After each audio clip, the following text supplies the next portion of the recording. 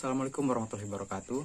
Perkenalkan, nama saya Aris Septiawan, mahasiswa semester 5, Fakultas Ilmu Sosial dan Ilmu Politik, Universitas 11 April Sumedang. Dalam video kali ini, saya akan mempresentasikan mata kuliah Ekologi Administrasi dari buku Dr. Sahya Anggara MSI. Baik, kita mulai ke materinya saja. Terdapat dua bahasan yang akan saya presentasikan. Yang pertama yaitu upaya pengembangan etika lingkungan. Di dalam upaya pengembangan etika lingkungan ada 5 poin. Yang pertama adalah penguatan misi untuk mempertahankan keseimbangan ekosistem. Misi mulia untuk mempertahankan keseimbangan ekosistem di tengah-tengah tuntutan dan kebutuhan pelaksanaan pembangunan adalah masalah yang sangat sulit. Upaya ini tidak cukup dengan penyuluhan-penyuluhan untuk menumbuhkan kesadaran. Pada tahap awal, perlu adanya landasan yang kuat dalam upaya menjaga lingkungan. Landasan ini harus memiliki kekuatan yang memaksa dalam pelaksanaannya. Berkaitan dengan masalah ini, bangsa Indonesia sebenarnya sudah cukup tanggap ya untuk mengantisipasinya. Poin kedua yaitu penetapan sikap untuk memperhatikan lingkungan. Pemerintah melalui programnya menetapkan sikap dasar yang sangat memperhatikan lingkungan dalam pelaksanaan pembangunan.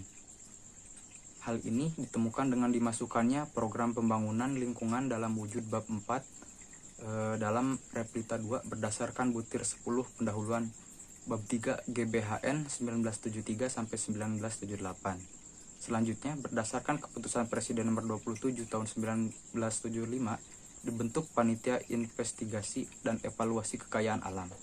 Tugas panitia ini yaitu menelaah secara nasional pola-pola pemerintahan dan persediaan perkembangan teknologi, baik masa kini maupun masa yang akan datang. Hal ini dilakukan dengan tujuan menilai implikasi sosial, ekonomis, ekologis, dan politis dari pola-pola tersebut untuk dijadikan dasar penentuan kebijaksanaan, pemanfaatan, serta pengamanan sebagai salah satu sumber daya pembangunan nasional. Masalah lingkungan ini selanjutnya dimasukkan dalam GBHN sampai dengan tahun 1998 dan ditetapkan seorang menteri yang menangani masalah ini. Lalu pada tanggal 11 Maret 1982, DPR RI dalam sidang paripurna telah mengesahkan rancangan Undang-Undang Lingkungan Hidup yang ditetapkan dalam lembaga negara.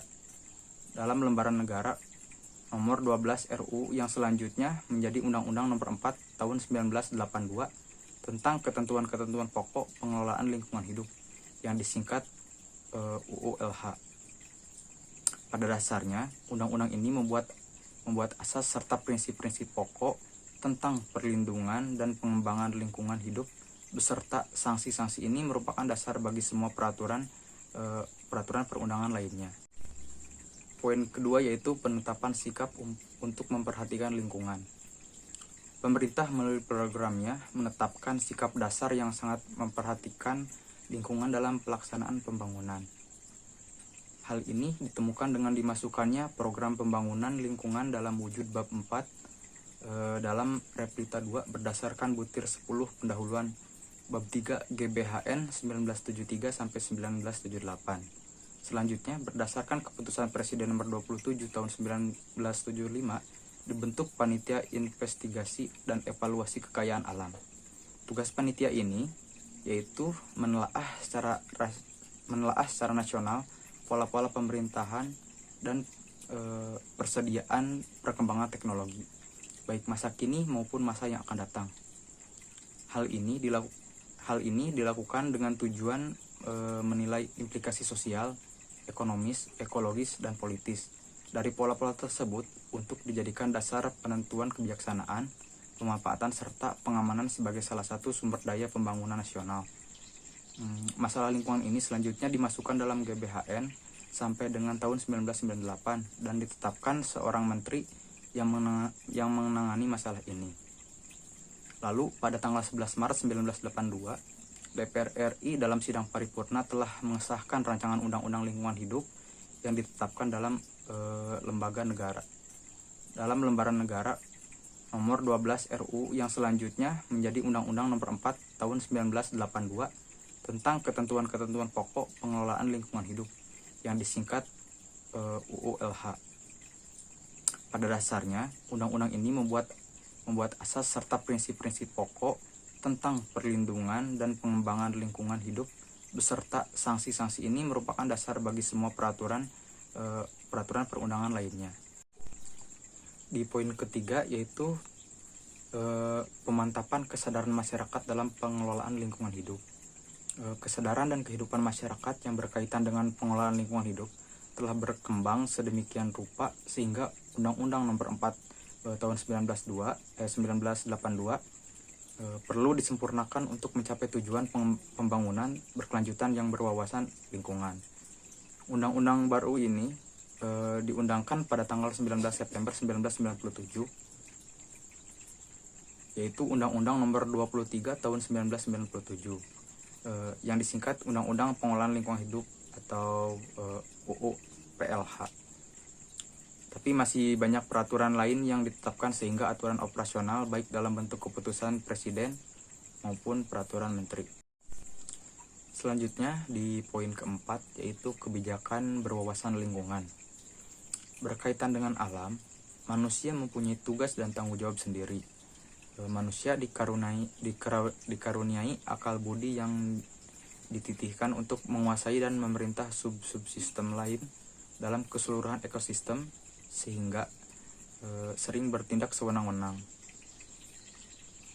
Manusia pada akhirnya menjadi agresor dan predator yang sangat mengerikan. Ia menganggap alam sebagai lawan yang harus ditundukkan dan diperbudak untuk memuaskan segala keinginan dan nafsunya. Untuk itu, sudah seharusnya dikembangkannya sikap baru dalam memperlakukan lingkungan. Dengan kekuasaan terhadap lingkungan, manusia tidak dapat melepaskan diri dari keterikatan yang lebih kuat dengan cara menjaga keutuhan lingkungan hidup. Selanjutnya di poin terakhir yaitu poin kelima yaitu membangun etika lingkungan baru. Ada beberapa rumusan yang memuat sikap dan tanggung jawab terhadap lingkungan. Yaitu ada 5 poin ya. Yang pertama yaitu manusia harus menghormati alam. Manusia tidak hanya melihat alam sebagai sesuatu yang berguna baginya, tetapi juga memiliki nilai sendiri. Yang kedua, manusia harus menanamkan kesadaran akan tanggung jawab, khusus terhadap lingkungan lokal sendiri agar lingkungan bersih, sehat, dan alamiah. Yang ketiga, manusia harus merasa bertanggung jawab terhadap kelestarian. Yang keempat, solidaritas dengan generasi-generasi yang akan datang harus menjadi acuan dalam pengelolaan lingkungan. Dan yang terakhir yaitu etika lingkungan hidup baru memuat larangan keras untuk merusak, mengotori, dan mencuri, mematikan, menghabiskan, menyanyiakan, dan melumpuhkan alam sebagai sebagian atau keseluruhan. Nah, baik, selanjutnya di materi kedua yaitu mewujudkan pembangunan yang berwawasan lingkungan. Masalah lingkungan sangat berkaitan dengan sistem. Rusaknya sistem tersebut akan merusak hidup manusia. Kerusakan lingkungan yang terjadi secara global merupakan tanggung jawab bersama. Ada beberapa pendekatan untuk mewujudkan pembangunan berwawasan lingkungan.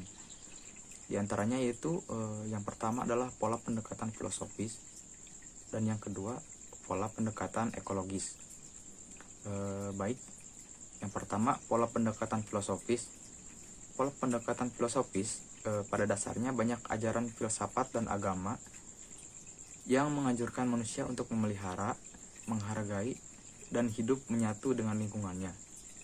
Akan tetapi, ajaran-ajaran ini belum menampakkan kekuatan yang efektif karena kerusakan alam masih terus terjadi hingga saat ini. Dalam perspektif pembangunan yang berwawasan lingkungan, manusia dipandang sebagai subjek dan objek pembangunan. Dikatakan subjek pembangunan karena ia merupakan pelaksana pembangunannya. Adapun dikatakan objek pembangunan karena sasaran hasil pembangunan pada hakikatnya untuk kepentingan manusia. Dengan kata lain, pembangunan dilaksanakan oleh dan untuk manusia. Pola pendekatan filosofis pada dasarnya tujuan pembangunan yaitu tercapainya standar kesejahteraan yang adil dan merata bagi hidup manusia. Karena aspek kesejahteraan yang adil dan merata di setiap wilayah harus diupayakan. Dalam pelaksanaan pembangunan, manusia memiliki hak dan kewajiban yang diatur sedemikian rupa sehingga kedudukan manusia sebagai subjek dan objek pembangunan dapat terwujud. Sumber daya lingkungan yang diperlukan untuk memenuhi kebutuhan manusia mempunyai keterbatasan dalam banyak hal ya, yaitu keterbatasan tentang ketersediaan menurut kuantitas dan kualitasnya. Pemanfaatan sumber daya alam tidak dimaksudkan untuk menguras habis kekayaan yang terkandung di alam, tetapi bertujuan pada terwujudnya tata pengelolaan keberadaan sumber daya alam untuk mendukung kesejahteraan manusia. Akan tetapi pemanfaatan sumber daya alam tersebut sering merusak alam.